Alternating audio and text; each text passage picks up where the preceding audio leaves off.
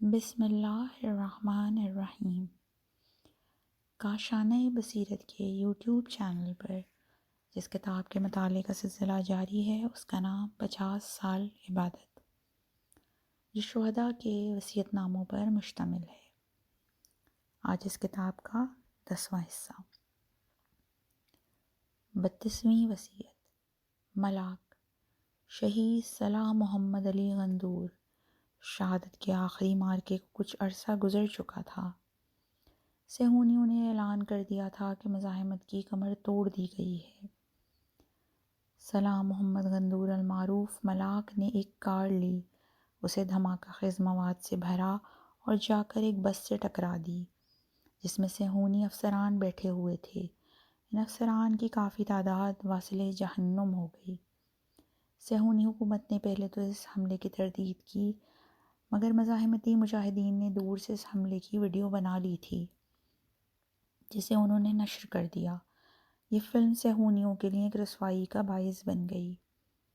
برادر ملاک نے آخری مزاحمتی حملوں میں سے ایک نہایت اہم شہادت طلب حملہ کیا تھا۔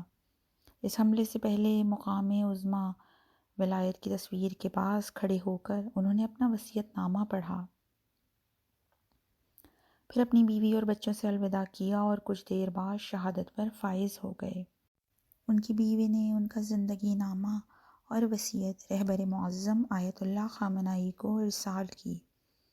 حضرت آیت اللہ خامنہئی نے ان کے جواب میں لکھا: بسم اللہ تعالی، ہمارے عزیز شہید صلاح محمد علی غندور المعروف ملاک کی شریک حیات کی طرف مخلصانہ سلام اور شہید کی وصیت اور حالات زندگی پر مبنی کتاب بھیجنے پر شکر و سپاس کے بعد، میں نہ فقط اس شہید کہ ان جیسے شہداء ہماری تاریخ کے درخشاں ستارے ہیں پر فخر کرتا ہوں، بلکہ آپ سب اور ان شہداء کے دوسرے لاواحقین پر بھی فخر کرتا ہوں جنہوں نے اپنے صبر، تحمل اور مردانگی کے ذریعے اوائل اسلام کی کم نظیر مثالوں کا ایک بار پھر اعادہ کیا ہے۔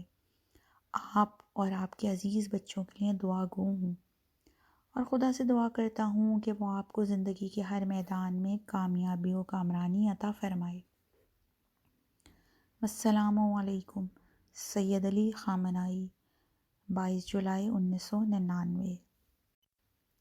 لَتَجِدَنَّ أَشَدَّ النَّاسِ عَدَاوَةً لِلَّذِينَ آمَنُوا الْيَهُودَ وَالَّذِينَ أَشْرَكُوا صدق اللہ العلی العظیم۔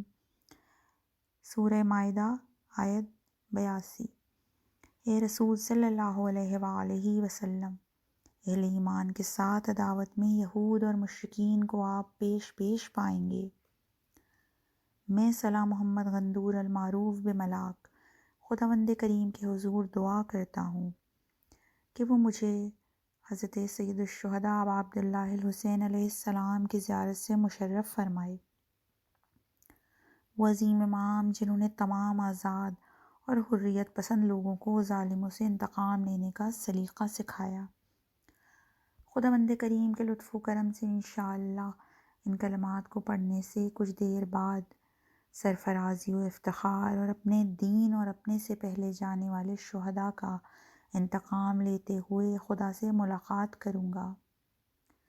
زیادہ دیر نہیں گزرے گی کہ میں تمام مظلوم شہداء، مستضعفین، فرزندان جبل عامل اور مقبوضہ فلسطین کے فرزندان مزاحمت کا انتقام لینے کے لیے چل پڑوں گا، اور جلد ہی مقبوضہ جنوبی پٹی کے تمام اسیروں کا انتقام لوں گا۔ جلد ہی اور توفیق الہی کے سبب میرا شمار بھی مزاحمت اسلامی کے مجاہدین میں سے ہوگا۔ عظیم مزاحمت کہ جسے نہ تو دشمن کے جہاز اور نہ ہی ان کے ٹینک صہیونیت سے ڈرا سکتے ہیں۔ خدا سے عنقریب ہونے والی ملاقات ایک نیا درس ہوگا، ایک ایسی کربلا کا درس جس پر تمام مسلمانوں کو فخر ہوگا اور اس مغرور دشمن کے لیے برستی ہوئی آگ اور وبال بن جائے گا کہ جس کی ہیبت و جلال کو مسلمان مجاہدین پہلے ہی پاش پاش کر چکے ہیں۔ وہ دشمن جس کا تسلط احمد قصیر، حر عاملی، ابو زینب، ہیثم دبو، شیخ اسعد برو اور ان کے علاوہ مختلف معرکوں میں جام شہادت نوش کرنے والے باقی شہداء کے عزم و حوصلے کے آگے مسمار ہو چکا ہے۔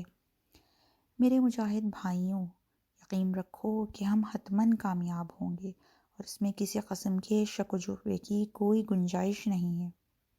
البتہ یہ اس وقت ہوگا جب ہم خدا کے لیے کام کریں اور اس کی معرفت کے ساتھ جئیں، کیونکہ خدا اپنا وعدہ پورا کرتا ہے اور وہ یقیناً اپنے بندوں کی مدد کرے گا۔ بلا شک و شبہ مومنوں کو عزت عطا کرے گا اور کفار کو ذلیل و خوار کرے گا، اور کفار کی یہ ذلت تمہارے ہی ہاتھوں سے ہوگی۔ اے مزاحمت اسلامی کے سورماؤں، اے علی و حسین علیہم السلام کے بیٹو، اے امام خمینی کے فرزندوں، اے رہبر معظم آیت اللہ خامنائی کے بچوں، اے شہید عباس موسوی کے جانشینوں اور اے شیخ راغب کے وارثوں، جنگ کرو، کیونکہ تمہارا جہاد ایک ایسا جہاد ہے جو حضرت صاحب العصر والزمان اجلہ کی حکومت کی راہ ہموار کرے گا، اور یہ جہاد جاری رہنا چاہیے یہاں تک کہ کامل رضا الہی اور وعدہ الہی کے ہدف تک پہنچنے کے حوالے سے ہمارے ساتھ جو وعدہ کیا گیا ہے وہ پورا ہو جائے۔ انا للہ و انا الیہ راجعون۔ السلام علیکم ورحمۃ اللہ وبرکاتہ۔ 33ویں وصیت، اسوہ، شہید غلام رضا نوری۔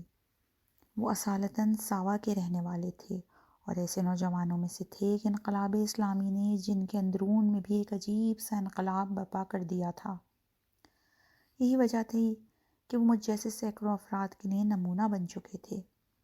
ہائی اسکول کا تیسرا سال مجھے کبھی نہیں بھولتا۔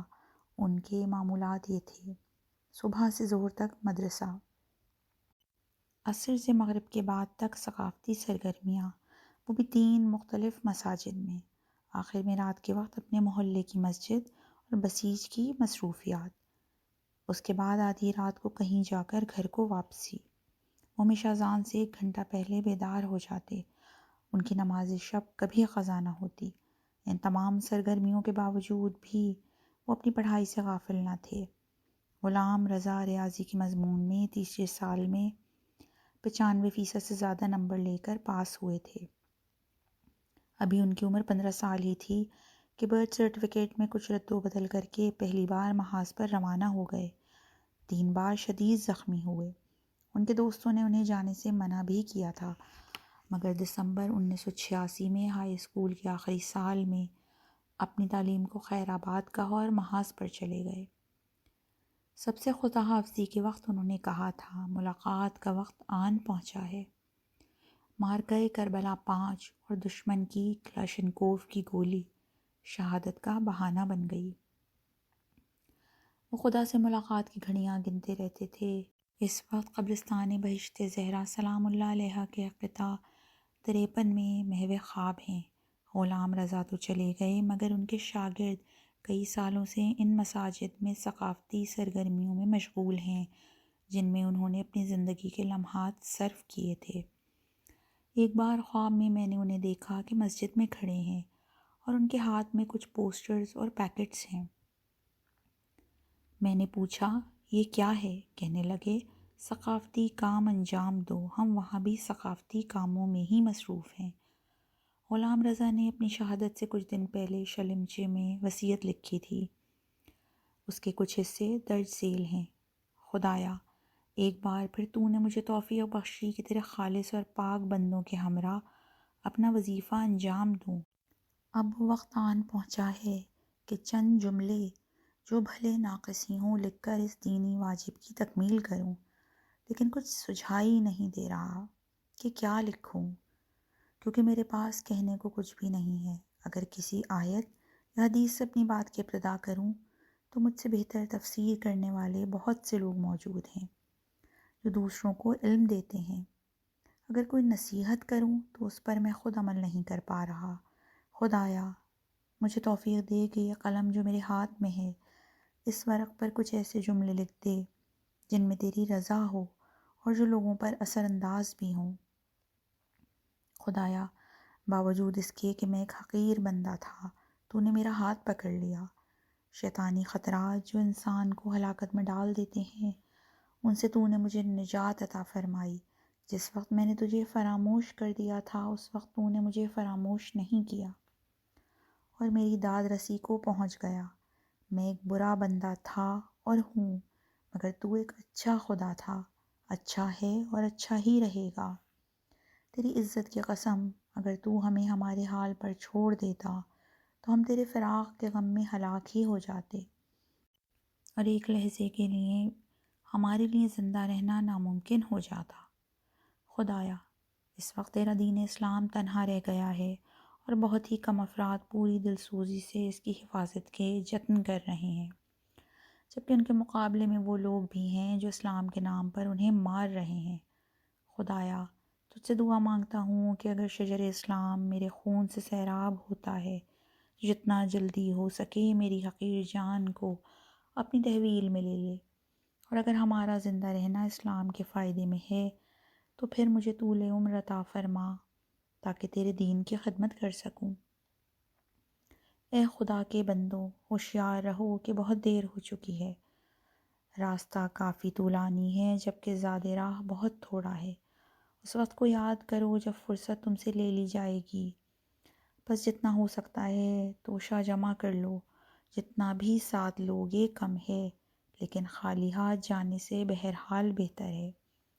دوسروں پر ظلم نہ کرو، آپس میں مہربان رہو، خدا کو زیادہ سے زیادہ یاد کرو، کیونکہ خدا کی یاد میں رہنا دلوں کے سکون اور باطن کی صفائی کا موجب ہے۔ اے میری دوستوں، کہ میں تم سے بہت زیادہ محبت کرتا ہوں، تم سے درخواست کرتا ہوں کہ اسلام کی مبلغ بن کر رہو، اسلام کی تبلیغ اور اس کے دوسرے کاموں سے ایک لحظے کے لیے بھی غافل نہ ہونا۔ جان لو کہ ہمارے کندھوں پر بہت بھاری ذمہ داری ہے۔ میری تم سے گزارش ہے کہ فقط واجبات پر اکتفا نہ کرو، اپنے آپ کو مراتب کی ان بلندیوں پر لے جاؤ کہ پھر کوئی مسئلہ تمہارے لیے مسئلہ نہ رہے۔ جتنا ممکن ہو اپنی ذمہ داریوں کو خدا کی رضا کے مطابق انجام دو۔ میرے دوستوں، معاشرتی اور سیاسی مسائل میں کافی حساس رہو۔ جب تک کسی مسئلے کی اچھی طرح آگہی حاصل نہ کر لو، اسے مت چھیڑو اور اپنی رائے نہ دو۔ دوستوں، کوشش کرو کہ تم جو علم بھی حاصل کرتے ہو اس کے ساتھ عمل بھی ہونا چاہیے، ورنہ تم منحرف ہو جاؤ گے۔ میں جس وقت آیت وَلَا تَحْسَبَنَّ الَّذِينَ آل عمران آیت نمبر 169 کو پڑھتا ہوں تو میرے دل میں سکون موجزن ہو جاتا ہے۔ میں اسی روز کا انتظار کر رہا ہوں۔ ہم اس خاکی دنیا میں رہنے کے لیے نہیں آئے، ہمیں یہاں بہت تھوڑی سی مدت کے لیے بھیجا گیا ہے۔ ہماری اصل منزل کہیں اور ہے۔ ہمیں اس دنیا میں آرام سے نہیں بیٹھنا، بلکہ کوشش کریں کہ اپنے آپ کو اپنی منزل مقصود تک پہنچا دیں۔ ما زند بیانیم کے آرام نہ گیریم، موجیم کی آسودگی ما دم ماست۔ ہم اس وقت زندہ کہلانے کے حقدار ہیں جب آرام و سکون سے دور رہیں۔ ہم موج ہیں اور ٹھہر جانا ہمارے لیے موت و عدم کا باعث ہے۔ آخری بات یہ ہے کہ دعاؤں میں ہمیں بہت زیادہ یاد کرنا، ہم بھی تمہاری یاد میں رہیں گے انشاءاللہ۔ غلام رضا نوری، جنوبی محاذ، 26 دسمبر 1986۔ 34ویں وصیت، انتھک، شہید علی اکبر نظری ثابت۔ شہر خون و قیام قم المقدسہ میں 1963 کو ایک مذہبی خاندان میں پیدا ہوئے۔ وہ امام خمینی کے گہوارے والے ساتھیوں میں سے تھے۔ یہاں وضاحت کر دیں کہ امام خمینی جب ایران سے جلا وطن ہو رہے تھے تو شاہ کے فوجیوں نے ان سے پوچھا تھا کہ آپ انقلاب کس کے ذریعے لائیں گے، آپ کا ساتھ کون دے گا؟ تو انہوں نے فرمایا تھا کہ میرا ساتھ دینے والے اس وقت ماؤں کی آغوش میں ہیں۔ اس کے بعد 15 سال کی جلا وطنی کاٹ کر جب امام واپس آئے تو ان کے زیادہ تر حامی یہی کم سن نوجوان تھے۔ بہت صبور و متین جوان تھے، انقلاب کی ساری سرگرمیوں میں پوری شجاعت سے حصہ لیتے تھے۔ انقلاب کی کامیابی کے ساتھ جیسے ہی جنگ شروع ہوئی تو محاذ پر چلے گئے اور مارکہ فتح المبین میں شدید زخمی ہو گئے۔ محرم میں ہونے والے مارکوں میں ریکی کرنے والے دستے کے انچارج تھے۔ والفجر مقدماتی مارکے میں ڈسیپشن آپریشن کے انچارج تھے۔ ڈسیپشن آپریشن یعنی دشمن کو تنگ کرنے والے حملے تاکہ وہ سکا سانس نہ لے پائے یا کہیں تاخیر کروانی ہو یا دھوکہ دینا ہو، دھوکہ دہی کے مارکے۔ ڈویژن کے انچارج برادر زین الدین کی ان کے ساتھ محبت مثالی تھی۔ کئی بار وہ سب سے الگ تھلگ بیٹھ جاتے اور باتیں کرتے رہتے۔ سال گزرا تو ڈویژن میں شعبہ جاسوسی کے نائب بنا دیے گئے، حالانکہ ڈویژن میں ان سے بھی زیادہ سینئر اور بڑے کئی افراد موجود تھے۔ مارکہ والفجر 4 اور عاشورہ 2 میں زخمی ہو گئے۔ مارکہ بدر کے دوران ہاتھ میں گولی لگی۔ جب چھٹی پر آتے تو محلے کی مسجد میں بسیجی سرگرمیوں میں مصروف ہو جاتے۔ مارکہ والفجر 8 سے پہلے وہ کسی اور ہی رنگ میں نظر آنے لگے تھے۔ ان کی بیوی بتاتی ہیں ایک دن ہم اکٹھے گلزار شہداء قم جا رہے تھے کہ علی اکبر کو ٹھوکر لگی اور وہ گر پڑے۔ وہیں زمین پر بیٹھے بیٹھے کہنے لگے، تھوڑی دیر ہمیں اپنی قبر پر بھی بیٹھ جانا چاہیے۔ ہم نے ذاکران اہل بیت علیہم السلام سے سن رکھا تھا کہ امام حسین علیہ السلام کے فرزند علی اکبر علیہ السلام کی پیشانی مبارک کربلا میں شگافتہ ہو گئی تھی۔ علی اکبر نظری نے بھی اپنے مولا و آقا کی اقتدا کی۔ ڈویژن 17 کے شعبہ جاسوسی کے بہادر سردار فاؤ کے علاقے میں ہونے والے مارکہ والفجر 8 میں اپنی پھٹی ہوئی پیشانی لیے اپنے مولا کے دیدار کو روانہ ہو گئے۔ وہ اسی جگہ دفن کیے گئے جہاں انہوں نے اپنی شہادت سے پہلے اپنی قبر کا مقام بتایا تھا۔ انہوں نے اپنی بیوی کو جو آخری خط لکھا وہ ان کے شوق پرواز کی ترجمانی کرتا ہے۔ اس خط میں وہ لکھتے ہیں، شہید کا مقام ایسا مقام نہیں ہے کہ جس کے بارے میں ہم خاکی لوگ بات بھی کر سکیں۔ جب حضرت امام شہداء اور ان کے خاندانوں کے بارے میں بات کرنا چاہتے تھے تو کہتے تھے، قلم اور زبان شہید کا مقام بیان کرنے سے عاجز ہے۔ خلاصہ یہ کہ شہید کا مقام و مرتبہ ہمارے لیے قابل تصور ہی نہیں ہے۔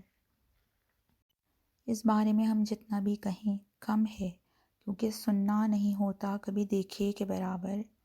ہم اس چیز کی امید رکھتے ہیں کہ ہم بھی اپنے ان پیاروں کے خونین راستے کو جاری رکھنے کے اہل ثابت ہوں، تاکہ خدا بھی ہم پر لطف کرے اور ہمیں بھی ان عزیزوں کی محفل میں جگہ مل جائے، تاکہ نزدیک سے خود اپنی آنکھوں سے ان کے مقام کا مشاہدہ کر سکیں۔ اس وقت اسلام اور ہمارا عزیز انقلاب اس خون کے محتاج ہیں اور ہم اپنے خون کے آخری قطرے تک ان کا دفاع کریں گے۔ گویا وہ کہنا چاہتے تھے کہ ان کی پرواز شہادت کا وقت آن پہنچا ہے، اور وہ مزید اس مادی پنجرے میں نہیں رہ سکتے اور دنیا ان کے لیے قابل تحمل نہیں رہی۔ ان کا وصیت نامہ عجیب و غریب نکات کا حامل ہے۔ وہ خدا کی حمد و ثنا اور اخلاقی نصیحتوں کے بعد لکھتے ہیں، بھائیوں اور بہنوں، تم سب کی خدمت میں عرض کرتا ہوں کہ اگر تم نے آج تک شہداء، ان کے خاندانوں، اسیروں اور غازیوں کے راستے پر قدم نہیں اٹھایا ہے تو آج کے بعد اپنے اس رویے پر نظر ثانی کر لو۔ خدا کی قسم قیامت نزدیک ہے۔ خدا کی قسم ہم سبھی کو مر جانا ہے۔ وہ لوگ بھی اپنے اپنے انداز سے گئے اور شہید ہو گئے، ان کا مقام بہشت ہے، لیکن خدا نے ہماری ذمہ داری مشخص کر دی ہے۔ اس سے بے اعتنائی نہ کرو، خدا کی قسم کل بروز محشر تمہیں اس کا جواب دینا ہے۔ اگر ہم ان کی مدد نہیں کر سکتے تو کم از کم اپنی باتوں سے انہیں ضربے نہ لگائیں۔ کیوں خواہ بات کا بتنگڑ بنانے لگتے ہو؟ میں خدا سے دعا کرتا ہوں کہ وہ ہمیں اس حالت میں موت نہ دے کہ ہم خون شہداء کے مقروض رہیں۔ میں اپنے جنگجو بھائیوں سے کہتا ہوں، خدا کا شکر کرو کہ تمہیں ایک عظیم نعمت عطا کی گئی ہے۔ اپنی قدر جانو، اپنی نیتوں کو خالص کر لو۔ میں انچارج ہونے کی حیثیت سے کہہ رہا ہوں کہ جہاں بھی ضرورت ہو حتماً کام کرو۔ اگر کہیں کہ کہاں کام کرنا ہے اور کہاں تمہاری ضرورت ہے تو کوئی بھی بہانہ نہ بناؤ۔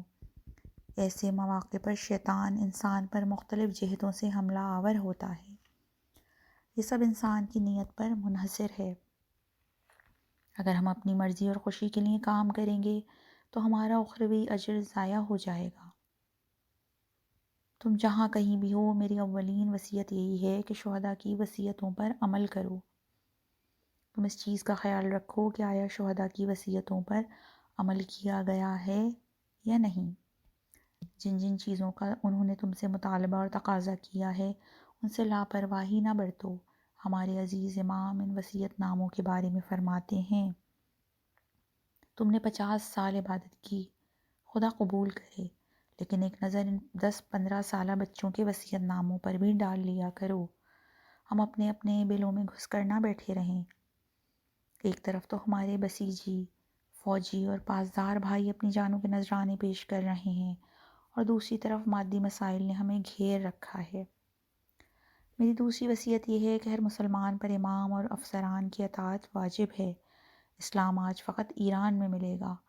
خدا نے ہم پر لطف کیا اور اسلام کو سر بلند کیا ہے۔ ہم یہ نہیں کہتے کہ ایران میں 100% اسلامی حکومت آ گئی ہے، لیکن اس نے دنیا کی نگاہیں اپنی جانب ضرور کھینچ لی ہیں۔ آج کے زمانے کا موازنہ طاغوت کے زمانے سے کرو۔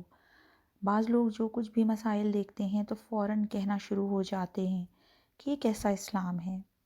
تم آئینے کی طرح بن جاؤ، آئینہ خوبیاں اور واقعیت بتاتا ہے۔ جوانوں کو دیکھو، مساجد پر نظر ڈالو، یہ انقلاب ہی کا تو نتیجہ ہے۔ مجھے معاف کرنا، والسلام۔ 35ویں وصیت۔ گمنام ترین فوجی شہید سید کاظم کاظمی۔ سید کاظم 1957 کو سمنان کے ایک علاقے آرادان میں پیدا ہوئے۔ وہ بچپن ہی سے نڈر اور بہادر تھے۔ 1975 میں ریاضی کے مضمون میں اعلیٰ نمبروں کے ساتھ FA کا امتحان پاس کیا۔ تعلیم کو جاری رکھنے کے لیے تہران یونیورسٹی میں داخلہ لے لیا۔ نقشے بنانے کا ڈپلومہ لیا اور بعد میں محکمہ جسمانی تربیت میں ملازمت اختیار کر لی۔ یونیورسٹی اور کام کی جگہ پر ان کے انقلابی سرگرمیاں جاری رہیں۔ ساواک نے 2 بار انہیں گرفتار کر لیا، جس سے وہ یونیورسٹی میں اپنی تعلیم جاری نہ رکھ سکے۔ اس کے بعد اپنے والد کی مدد سے مزید تعلیم کے لیے امریکہ چلے گئے۔ وہاں مکینیکل انجینئرنگ میں اپنی تعلیم جاری رکھی۔ وہیں انجمن طلبہ اسلامی کے رکن بن گئے۔ انہوں نے شاہ کی آمریت کا پردہ چاک کرنے کے لیے اس پلیٹ فارم کا بھرپور استعمال کیا۔ پیمفلٹس اور امام خمینی کی کیسٹیں تقسیم کرنے کی وجہ سے امریکی پولیس نے انہیں گرفتار کر لیا۔ امریکہ میں یونیورسٹی کی انجمن اسلامی کے نائب صدر تھے۔ اس کے بعد وہ اس انجمن کے صدر منتخب ہو گئے۔ انقلاب کامیاب ہوا تو اپنی تعلیم کو ادھورا چھوڑ کر ایران واپس آ گئے۔ آتے ہی ضروری ٹریننگ لینے کے بعد سپاہ میں شامل ہو گئے۔ 1979 میں کردستان کے اندر انقلاب مخالفین کی سرکوبی کے لیے نقدہ چلے گئے۔ اس مہم میں انقلاب مخالفین سے مقابلے کے دوران نت نئے تجربات سے گزرے۔ بعد میں وہ سپاہ کے شعبۂ جاسوسی کے بانیوں میں شمار ہوئے۔ 24 اگست 1985 امام محمد باقر علیہ السلام کی شہادت کے روز ہم سید کاظم کے ساتھ فرنٹ لائن کی طرف گئے۔ تلابیہ کے علاقے میں کشتی پر بیٹھے ریکی کر رہے تھے کہ اچانک مارٹر گولہ پھٹا اور ایک ٹکڑا سید کے سر پر آن لگا۔ اسی حال میں سید کاظم نے ایک عاشقانہ سرگوشی کی۔ خدا سے انہوں نے کیا کہا؟ یہ خدا کے علاوہ کوئی نہیں جانتا۔ تھوڑی دیر دوزانو ہو کر بیٹھے اور کشتی کے فرش پر سجدے میں چلے گئے۔ اس انداز میں اسلام کے بہادر ترین کمانڈرز میں سے ایک کا دفتر عشق بند ہو گیا۔ مجھے اچھی طرح یاد ہے انقلاب سے پہلے عید قربان کے دنوں میں انہوں نے لکھا تھا، ہماری عید اس دن ہوگی جس دن ظلم کا خاتمہ ہو جائے گا۔ یہ حکومتی گماشتے ہر روز ہمارے لوگوں پر کلاشنکوفوں سے گولیوں کی بوچھاڑ کر دیتے ہیں۔ ہم اپنا اتنا خون بہائیں گے کہ خون کا ایک سمندر بنا دیں گے، جس میں ان ظالموں کو غرق کر کے رکھ دیں گے۔ اگر انقلاب کی کوئی نظریاتی بنیاد نہ ہو تو ہرگز کامیاب نہیں ہوتا۔ کسی بھی جنگ کو نتیجے تک پہنچنے کے لیے 3 جہتوں سے لڑنا پڑتا ہے۔ اول نظریاتی جنگ اور کسی اعتقادی بنیاد کا حامل ہونا۔ دوسرا پہلو سیاسی دانش و بینش کہ جس کے نتیجے میں سیاسی مقابلے وجود میں آتے ہیں۔ تیسرا اور آخری پہلو فوجی اور اجرائی قوت اور آخری ضرب ہے۔ یہ وہ مرحلہ ہے جہاں کوئی مقابلہ اپنے اختتام کو پہنچے گا اور انقلاب کامیاب ہوگا۔ ایک جگہ وہ اپنے بھائی کو لکھتے ہیں، یا تو مجاہد بننے کا سودا اپنے سر پر سوار ہی نہ کرو، لیکن اگر بننا ہی ہے تو حبیب کی طرح ہو جاؤ، کیونکہ مجاہد حق کو اپنی جان و دل سے گزر جانا ہوتا ہے۔ مطالعے کے ذریعے علم و آگاہی کے اس مقام تک پہنچ جاؤ جہاں حقیقی ایمان و عشق وجود رکھتے ہیں۔ ایک مشکل و طویل مقابلے کے لیے ہمیں انتہائی قوی ایمان کی ضرورت ہوتی ہے۔ آنے والے کل کی سحر کے وقت آزادی کا سورج طلوع ہوگا۔ اس تیرہ و تاریک رات کے آخر پر ایک سحر کے ہونے کا یقین رکھو۔ اگر کامیاب ہونا چاہتے ہو تو کبوتر کی طرح سادہ مگر ایک سانپ کی طرح ہوشیار رہو۔ دنیا ان لوگوں کے لیے بری ہے جنہوں نے اپنے آپ کو اس میں آلودہ کر لیا ہے اور گندگی کے کیڑوں کی طرح اس میں زندگی بسر کر رہے ہیں۔ خدا کے خالص بندوں کے لیے تو روحانی عظمتوں تک پہنچنے اور کامل ہونے کا مقام یہی دنیا ہے۔ آخرت کا آزاد راہ اکٹھا کرنے کے لیے بہترین جگہ ہے۔ امریکہ سے اپنے گھر والوں کو ایک خط میں لکھتے ہیں، تخریب کار گروہوں سے ہوشیار رہیں، کہیں ان کے دامن میں نہ جا گرنا۔ اپنی پوری قوت سے امام خمینی کی پیروی کریں، کیونکہ حقیقی اسلام اسی مرد خدا کے وجود میں پوشیدہ ہے۔ اس ہمیشہ مسکراتے ہوئے چہرے کو یاد کرتے رہیں، وہ صابر اور ستم دیدہ روح۔ ہم سب امام کے ایک تبسم پر قربان ہوں۔ سید اپنے وصیت نامے میں ایک جگہ لکھتے ہیں، اپنی تربیت کیے ہوئے، خدا تک پہنچے ہوئے اور حضرت محمد صلی اللہ علیہ وآلہ وسلم کی مسند پر تکیہ لگائے ہوئے اس شخص کی قدر و قیمت جانو، کہیں ایسا نہ ہو کہ انہیں تنہا چھوڑ دو۔ اگر دنیا و آخرت کے طلبگار ہو تو امام کے راستے پر، جو اللہ اور اس کے اولیاء کا راستہ ہے، چلتے رہو۔ میں روح اللہ خمینی کا ایک ادنا سا سپاہی ہونے پر فخر کرتا ہوں۔ امید رکھتا ہوں کہ وہ آخرت میں میری شفاعت کریں گے۔ امام کی عمر کے ایک لحظے پر میری ساری زندگی قربان۔ اگر تم چاہتے ہو کہ میری روح کو تسکین ملے تو اپنے داخلی دشمنوں منافقین سے ہرگز غافل نہ ہونا۔ قرآن کی زیادہ تلاوت کرو، دعا کو کبھی فراموش نہ کرو، اپنی نیتوں کو خالص رکھو، خوش اخلاقی کا مظاہرہ کرو۔ اعلیٰ افسران، سرکاری عہدیداران اور پارلیمنٹ کے اراکین سے ایک خطاب۔ تمہیں خدا کی قسم، شہداء کے پاک خون اور عظمت امام کی قسم، کہیں مستضعفین اور محروم افراد سے غافل نہ ہو جانا۔ کہیں ایسا نہ ہو کہ تمہارا طرز زندگی انقلاب سے پہلے کے طرز زندگی سے مختلف ہو جائے، اہل طاغوت کی طرح نہ ہو جانا۔ اگر ایسا ہوا تو شہداء قیامت کے دن تمہارا گریبان پکڑ لیں گے۔ عزیز سپاہیوں سے خطاب، تم انقلاب کا نمونہ ہو۔ انقلاب اسلامی کی راہ میں ایک لمحے کی بھی کوتاہی نہ کرنا، ہمیشہ لوگوں کا خیال رکھنا اور امام خمینی کے لائحہ عمل پر چلنا۔ منافقین کو ایک لحظے کے لیے بھی ان کے حال پر مت چھوڑنا۔ تمام اسلامی انتظامات علماء اور ولی فقیہ کی بلا واسطہ رہبری ہی میں انجام پا سکتے ہیں۔ کبھی بھی فقہ اور حوزہ علمیہ کی فضا سے باہر نہ جانا۔ 36ویں وصیت، کاغذ و قلم کے ساتھ درد دل، شہید ابراہیم اصغری۔ یونیورسٹی کے طالب علم بھی تھے اور استاد بھی، کھلاڑی بھی تھے اور شاعر بھی، مصنف بھی تھے اور کارٹونسٹ بھی، خادم اہل بیت علیہم السلام بھی تھے اور ذاکر بھی۔ ان سب صفات کے ساتھ ساتھ ایک بہادر اور تیز بین کمانڈر بھی تھے۔ خلاصہ یہ کہ وہ ایسے مخلص اور با تقویٰ انسان تھے کہ جن کی توصیف سے قلم عاجز ہے۔ 1957 کو زنجان میں پیدا ہوئے۔ خاندان کے اکلوتے بیٹے تھے، بچپن ہی سے انتہائی چالاک اور باادب تھے۔ فٹ بال، ہینڈ بال، کراٹے اور کچھ کھیلوں میں کافی مہارت رکھتے تھے۔ حتیٰ کہ ہاکی کے کھیل میں استاد تھے۔ ان کا کہنا تھا میں نے ایک دفعہ چاولوں کے تھیلے سے اپنے لیے کراٹے والا لباس بنایا، حتیٰ کہ اس لباس کا کمر بند بھی خود ہی بنایا تھا۔ انقلاب سے پہلے کا واقعہ ہے، ایک دفعہ میں نے انہیں ایک کتاب پڑھتے ہوئے دیکھا۔ وہ ایک ایسی کتاب تھی جس پر پابندی لگی ہوئی تھی۔ ایک بار وہ مجھے بازار میں ملے، جلدی سے میرے پاس آئے اور اپنی کتابیں مجھے تھماتے ہوئے کہنے لگے، ساوات کی گاڑی یونیورسٹی سے میرا پیچھا کر رہی ہے، اگر مجھے کچھ ہو جاتا ہے تو میرے گھر والوں کو بتا دینا۔ اسی دن انہیں پکڑ لیا گیا، کافی مارا پیٹا بھی، البتہ یہ پہلی بار نہ تھی۔ اس سے پہلے بھی وہ کئی بار اپنے نظریات کی وجہ سے ساواک کے ہاتھوں گرفتار ہو چکے تھے۔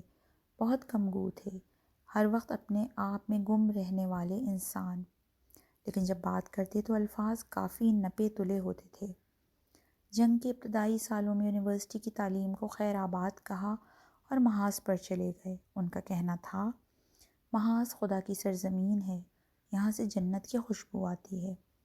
ان کی تحریریں عجیب و غریب ہوا کرتی تھیں۔ وہ کہتے تھے، حقیقی بسیجی وہ ہے جو امام کے ایک اشارے سے زندہ ہو جائے اور ایک اشارے سے شہید ہو جائے۔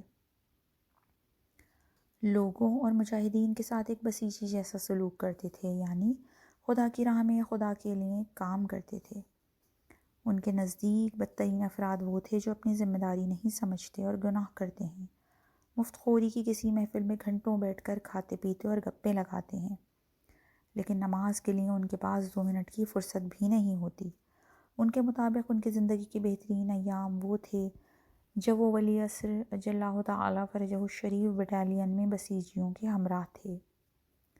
کہتے تھے وہ لوگ سن و سال میں چھوٹا ہونے کے باوجود بڑے ہیں اور اثار و قربانی کا مظاہرہ کر رہے ہیں، نماز اور دعا کے تو عاشق ہیں۔ جشن 31 عاشورہ کے مارکے میں جاسوسی کے حوالے سے انہوں نے کارہائے نمایاں انجام دیے۔ ابھی بھی ان کی ڈائری میں اس زمانے کے لکھے ہوئے کچھ صفحات موجود ہیں جو سارے رموز کی زبان میں لکھے گئے ہیں۔ ان کا کہنا تھا، میں گولی کا توڑ کرنے والا ہوں۔ وہ کئی بار شہادت کی دہلیز تک پہنچ گئے تھے، ان کا جسم گولیوں کے ٹکڑوں سے بھرا ہوا تھا۔ مارکہ بدر میں ان کی ایک آنکھ اسلام پر فدا ہو گئی، لیکن وہ محاذ سے دور نہ ہوئے۔ وہ تخوری میں استاد تھے، والفجر 8 اور کربلا 4 اور 5 کے مارکوں میں ڈویژن کی ٹیم کے انچارج تھے۔ ان کے پاس جب بھی فرصت ہوتی تو اپنی یادیں لکھنے بیٹھ جاتے۔ انہوں نے اپنی ڈائری کا نام رکھا ہوا تھا، کاغذ اور قلم کے ساتھ درد دل۔ ذیل میں دیے جانے والا اقتباس ان کا آخری درد دل ہے، جو انہوں نے جنوری 87 میں کاغذ و قلم کے حوالے کیا۔ وہ انہیں معلوم ہو گیا تھا کہ اب ان کے آسمان کی طرف پرواز کرنے میں بہت تھوڑا وقت رہ گیا ہے۔ 9 جنوری 1987 کو جیسے ہی مارکہ کربلا 5 کا آغاز ہوا تو ابراہیم اصغری شلمچے کے محاذ پر اپنے شہید دوستوں سے جا ملے۔ میرے معبود، اپنی درگاہ کے مقرب افراد کے صدقے میں میرا ہاتھ پکڑ لے اور مجھے اس تاریکی اور ظلمات کی دلدل میں گرنے سے بچا لے۔ مجھے تنہائی کی طرف لے جا، مکمل تنہائی، اور اس تنہائی میں تو میرا دوست بن جا۔